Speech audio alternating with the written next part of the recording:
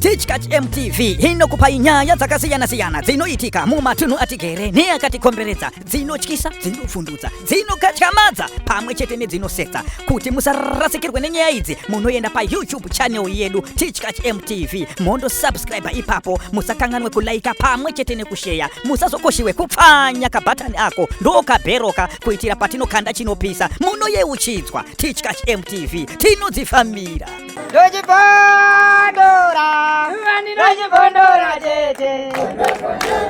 Wamunda waona wandira ya sabu wachipa wamakomana waidi kati tashuka panzvimbo ipapo wamfunya hatina kuwaona wanga wasipo papa ine washandi so takaita inspection ine washandi wanga wali so inspection iyoyo haina kuzotinyatsa kuti panira bosi tine zvimwe zvitaita kubvunza kuti ndemo mushandi waita handina chandinoziya zvimwe zvinhu. Asi mama mutaura here mupfunya wacho kuti muri kuuya? Takamutaura ndiye akati itai kune munhu uriko isusu hatinoziva kuti mushandi iye akazotoi mushandi namupfunya wacho nanhasi andinakumona hatoripo futi. Ndimi muridzi. Mupfunya akauya kudare ndeupi? asiye Saka uyu abva kupi? asi wakamhangara Izwai bambo, kana tikuenda kudarika kuna complainant na respondent. Handizvo? Complainant ndiani, respondent ndiani? Because kana makabva panapa tichituda mupfunyira iyewo mutaura iyewo.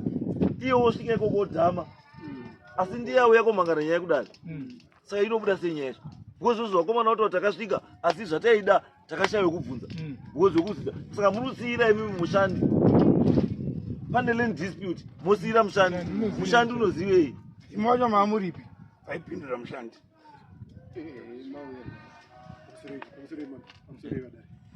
Ini ndinoitwa mupfunya ndiri munin'ina wamukoma andakauya naye pano. Mukoma akaita spinal operation vakaendeswa kuBK kunorapwa. Saka chakaitika ndechekuti wakati pamadates mukoma wanga wasipo. Asi wakasiya wataura kuti date ramatipa nenguva yamatipa hapesana. Saka kana muri kutoenda anyway nedate iroro munonosvika kune vakoma variko vanoziva muraini kuti zvakamira sei. Asi patakauya nenyaya yedu makapeta nyaya mbiri dzenyaya yasubject semunhu sekuru wedu apo. Mukati patinodzoka ndichapa judgment yekuti bhuku rekwasemunhu reinderani. Saka pamunodzoka ndichatora nyaya iyi then tozoona nyaya yeinspection. But already hapana zvandikuita. Why? Hapana zvandikuita because inspection hachana kuita. Havana kutiudza zvino kuti inspection kana mukoma waenda kunorapwa hazvichatoita nekuti taigona. Aiwa zve, izwaika, that was common sense. Zvona common sense izvo. Munhu auya panapa anotaura nyaya yekuti land yakati ndiani land dispute. Handiti? Kana asipo anomirira ipapo ndiani? Mushandi. Mushandi angamirira ipapo here? Anoziva mushandi. Mushandi ana chanoziva. Paitoda kuti kana zvatakuita manje ngatisa waste time. Imi kana mati munoziva makamirira mukoma wenyu. Avo komana unodzoka futi kuti kuinspection. Wosvika imi muripo chipana idate apo. Wosvika imi muripo morakidzana moonesana zviripo zvacho mopindirana wakomana uya kuripa report. Because chinoda kuti tipe determination mukoti munomu. Iripoti inobva kuwakomana po ndo reason yavanoendera panzvimbo kuti kuona kuti mafacts ari panzvimbo anotaura kuti muridzi wechinhu ndiani. Saka kana tisina that information now Havana zvitingaisa. Kana zvakadaro zvakanaka mama. Pane nyaya yebhuku rekwatsemunhu makati inobatanidzwa. Saka semunhu ndiani chirarwa ndiri? Ndiani shacho? Medzani. Reva ndiani ndimedzani? Saka sava ndio sekutsemunhu. Saka makanga mati patinodzoka nyaya dzacho. Aiwa, izwa izvo. Inini ndakatienda kuinspection handiti.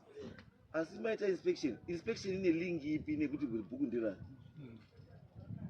Makanga mati nekuti ozi ipapo semunhu haasi kamangara naye awo ndio anamupfunya wakatosiyana. Saka uyu auya kodini? Unowo nyaya yake dai kuzi kumangara imangara nyaya. uyu aimirira nyaya yake yemunda ndofunga ndo kuti paite clear nyaya yatsemunhu yakamhangara kwamedzani ikauya inobatana painei dzakauya dziri mbiri nekuti tsemunhu aiti bhuku nderatsemunhu ndiraya anga ari assistant akabatiswa bhuku chete saka medzani izwai bambo tiri kuti nyaya yedispute yemasabhuku iri kulinga papi nedispute nekuti takauya dziri mbiri mukati imimi nedare rinei medzani takatanga kuperekedza sekuru kwamedzani nenyaya yebhuku irore vachiti irwa ari kuitwa minda hana kumira zvakanaka vamedzani ndo vakati nyaya idzi dzakabatana bhuku nderani bhuku ndera tsemunhu saka imimi kana mati bhuku ndera tsemunhu vachibva vanyora tsamba vachiti bhuku ngaridzoserwe kuna tsemunhu kana bhuku radzoserwa kuna tsemunhu madecision ese eminda anobva akwanisa kuti aite clarify ndopakaita issue saka patakauya nenyaya dzimukati mimi nyaya idzi ndiri kudzibatanidza saka chandiri kungoda ndechekuti vamwe vakomana kuenda kwadcc vonoona kuti bhuku rekwamateko nderani nderandiraya here kana nderatsemunhu then nyaya yekuti minda dzakazopiwa tsemunhu asipo dzinobva dzabatanidzwa pamunozodzoka ndo patinopa judgment zvino ava pavakaenda nemadheti avakasvika mukoma akabva enda kunorapa no it's okay chiitai sei chiitai kuti museazise angati nedari musi wa12 next week saturday ka uye saturday imi muchienda kuinspection chii ipane chivamba pane data kuti inspection rini kwamunenge muriko saka sekuru tsemunhu havasisina takutodziita ipapo dzese because medzano achafanira kunge aripo futi zvamakataura makati medzani ngaapedza futi but handisi kumuona ari kupi because ndiye ishe wacho aripi hapana medzani because ishe ndiye atovhunza ndiye anofanira kutaura kuti apa kana paine pasi paari kuposa tobva tatomuti garaka chee saka ndisefika medzani summons anga wapiwa ndo zvandiri kutora kuti hawapo saka ndinoziva kuti what happened but anyway ngatingoite chii bambo ipaiwo data ramuri kudzika iko kweinspection kubva nhasi so that kuti report inge ready by friday by saturday friday muenda kwazimunya koikoko moenda rini wondo iko area kwacheko saka batai saka friday nebackground yebhuku ratsemunhu ndiani arafana kunge ari uyo mamupa samoni rake medzani ishe medzani kuti auye kuno ndiri kumuda panapa medzani nemasabhuku akewa handiti saka tibatanai chii friday ipanai time nechii zvisina wakomana because apa hapana zvatingamboita because sabhuku medzani pasina ishe wacho hapana chatotaura apa ripoti yechii yeland dispute pasina hatina chekutaura kuti ndingopedza hangu mambo pavakaenda kuinspection kuudzwa kwatakaitwa namukoma ndekuti inspection yakaitwa havana kutiudza kuti pane izwai baba wapa ripoti avo tatipai ripoti wataura kuti takasvika asi tine mibvunzo yetakabvunza mushandi akati handizivi saka tikuda munhu wechii wakasumuka wakaziva kuti mukoma waenda kunorapa wanga wasi kuziva kuti according to date